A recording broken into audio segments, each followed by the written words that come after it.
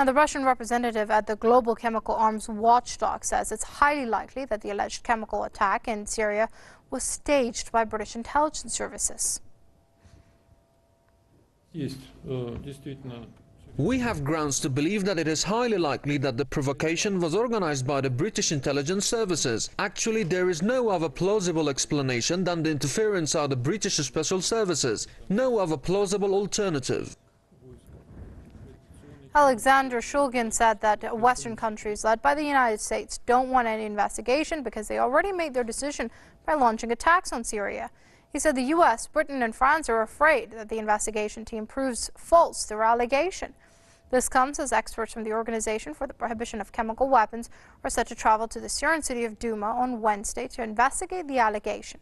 The U.S. and its allies claim that Syria used chemical agents in Douma 2 weeks ago that killed dozens of people. Damascus and Moscow, however, deny any such attack.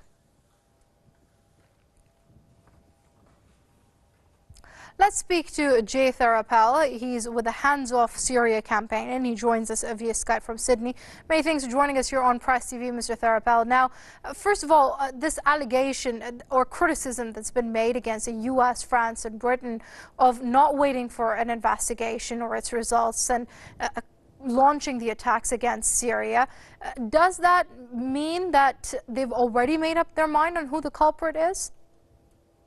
I think so, and I think the reason why we could have started to be suspicious that there was something being hidden is that on the 11th of April, the Daily Mail actually reported that the Ministry of Defence, the British Ministry of Defence, denies Iranian reports that British special forces have been captured after infiltrating into Syria. This report came from Al-Mayadeen and claims that the captured British soldiers were then shuttled away to Idlib. Obviously, this gives the Syrian government leverage in negotiating an end to the war, and so there is a possibility that we're not hearing everything. It could be the case that all of these chemical weapons allegations and the strikes that came afterwards is all just a massive distraction to distract attention away from the fact, or away from the possibility, I should say, that the chemical weapons attack was staged to begin with. So that makes the OPCW investigation all the more imperative now, doesn't it? It does, and that's why, in particular, I fear for the lives of those OPCW investigators, because the Syrian government has an interest in finding out the truth, and we have good reasons for suspecting that British special forces were in Douma, because back in 2011, we know from WikiLeaks that British special forces were training mercenaries inside Syria. So the fact is that the British have been in Syria for a very, very long time.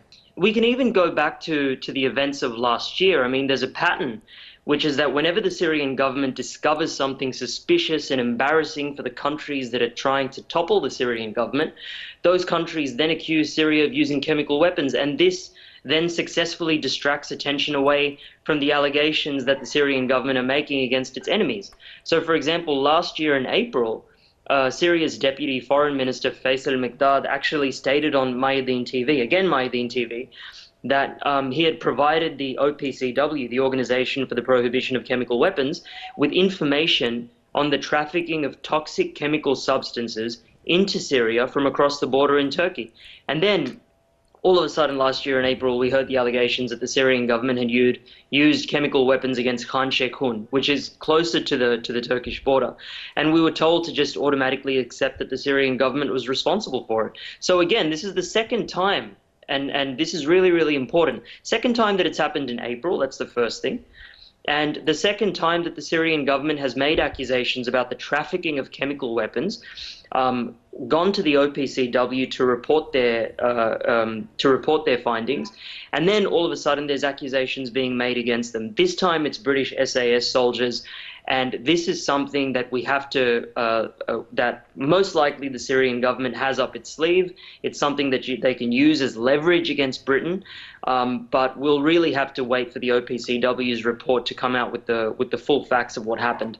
Right now, very quickly, if you can, Mr. Thorapel, this obviously raises questions about the aims and objectives of the UK and its allies, the US and France, when it comes to these missile strikes. Theresa May was very adamant that these strikes were mainly aimed to send a message against the use of chemical weapons, but that's not the case. No, I mean, it makes absolutely no sense. I mean, even what's embarrassing for Britain is that they have ex-SAS commanders. So one of them, his name is Jonathan Shaw, and he came out quite publicly and said that he doesn't believe a word of what Theresa May was saying. He said that the allegations are completely flawed. It doesn't make sense for the Syrian government to carry out these attacks, especially when they had already won the war. I mean, it's not even a case of the Syrian government not benefiting tactically in a war situation. This is a situation in which Jaish al-Islam had already been put onto buses and they were being evacuated to Idlib. So in that situation, why would they have to use it? So it's a very embarrassing situation for the British and the Americans who are raising these allegations, especially given that people within their administrations or former officials, more likely the former officials, are expressing doubt and completely undermining the claims that these officials, that the British and American governments are making. All right, let's leave it there for now. That's Jay Thorapel with the Hands Off Syria campaign joining us via Skype from Sydney. Mr. Thorapel, thank you very much indeed for your comments here on Press TV.